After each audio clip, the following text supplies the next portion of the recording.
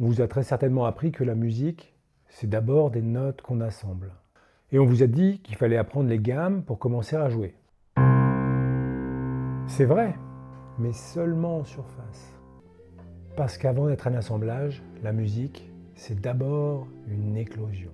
Une partie immense de ce qui fonde la musique est d'abord là, cachée dans ce dos.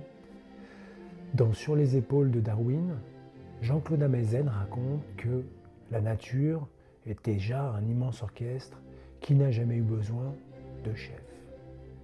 Au XVIIe siècle, Charles Butler, qui est un apiculteur et musicien, s'est mis à écouter le chant des abeilles. En les transcrivant, il croit reconnaître quelque chose de fascinant.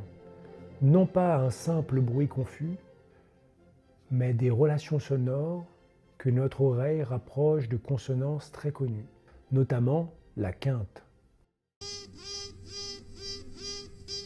Sa notation musicale suggère que les relations entre la note du chant de cornemuse de la princesse qui vient de quitter sa cellule et les notes des réponses des princesses qui ne sont pas encore sorties de leur cellule correspondent le plus souvent à des consonances harmonieuses, des accords harmonieux, une quinte parfaite.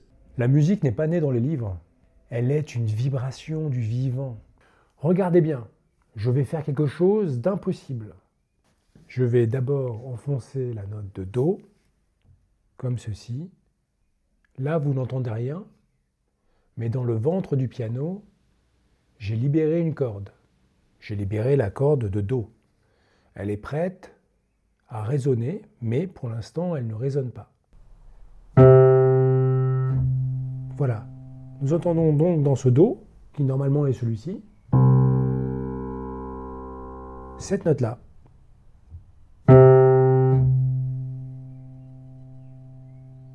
Cette note qu'on entend continue de planer dans le silence. La note que je n'ai pas jouée vient de se mettre à chanter. Elle a reconnu sa sœur. Pourquoi ? Parce qu'un son n'est jamais seul. Quand vous entendez une note, en réalité, vous entendez une forêt. Il y a la fondamentale, celle que j'ai jouée. Celle-ci. On entend très bien la fondamentale. Mais à l'intérieur, caché dans l'ombre, il y a les harmoniques. Cette note-là. Et voilà une harmonique. Là, je relâche la note. Hop, ça coupe l'harmonique. Donc ce son-là existe bien dans celui-ci. D'ailleurs, je fais celui-ci en muet. Et là, on entend le Do. Et là, je relâche, la preuve, c'est qu'on n'entend plus le Do. Incroyable. Après, est-ce que ça marche avec d'autres notes ? Là, j'enfonce le Do grave. Si je joue un La, par exemple, on entend un peu quelque chose très loin, des harmoniques très très éloignées, mais rien de bien essentiel. Alors que, si je joue la note d'à côté, le Sol,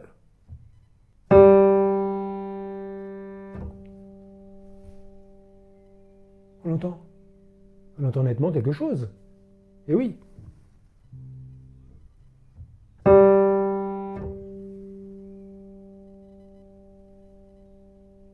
Je coupe. Ça, c'est la démonstration que dans le Do, il y a un Sol. Pourtant, il n'y a pas de La, regarde. J'ai joué le La. On n'entend rien. Je joue le Fa. On n'entend pas spécialement une note. Alors que le Sol, tout à fait différent, on l'entend extrêmement bien. Donc dans ce Do, il y a un Sol. La quinte n'a pas été inventée par des mathématiciens. Elle a été entendue dans le secret de la résonance. Il y a 2500 ans, Pythagore a compris que nos oreilles étaient un instrument de mesure et d'observation. Pas un instrument d'observation d'abord.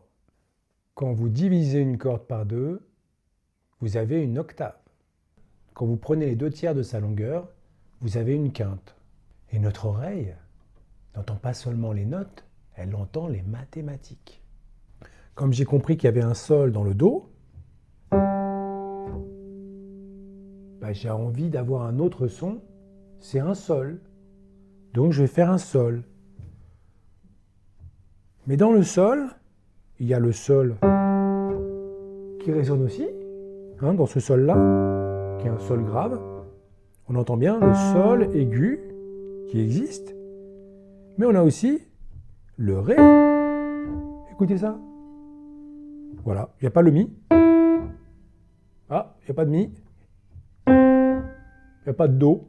Mais il y a le ré. Donc à chaque fois, dans le sol, j'ai un ré. Donc je vais prendre notre ré et observer que dans le ré, il y a cette note-là. Vérifions ensemble.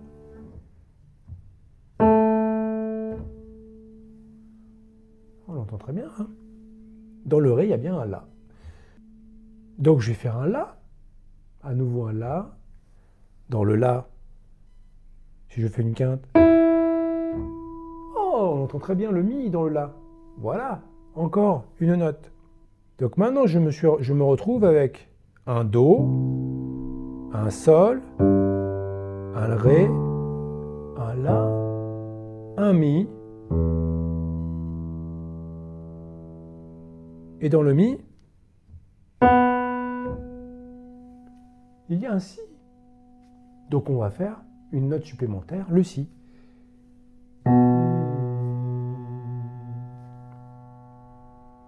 Voilà donc avec un do, un sol, un ré, un la, un mi et un si.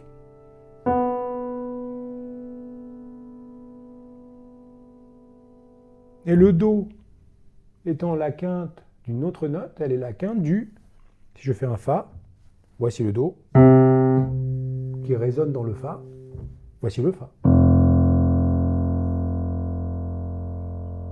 Donc j'ai bien toutes ces notes, fa, do, sol, ré, la, mi, si. Ce n'est pas encore une gamme, c'est une constellation. Des notes qui se reconnaissent entre elles d'un bout à l'autre de l'univers sonore. Et si nous décidons de ranger ces notes de la plus grave à la plus aiguë, regardez le miracle.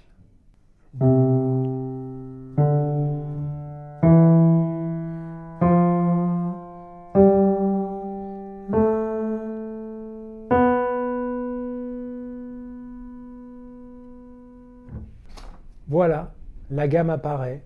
Elle n'est pas une règle de solfège décidée arbitrairement. Elle est là parce qu'elle était déjà là dans le son. Elle est l'organisation naturelle de ce que le son nous donnait déjà. Alors voilà, la prochaine fois que vous travaillerez vos gammes, ne voyez pas ça comme un exercice, voyez-y une architecture.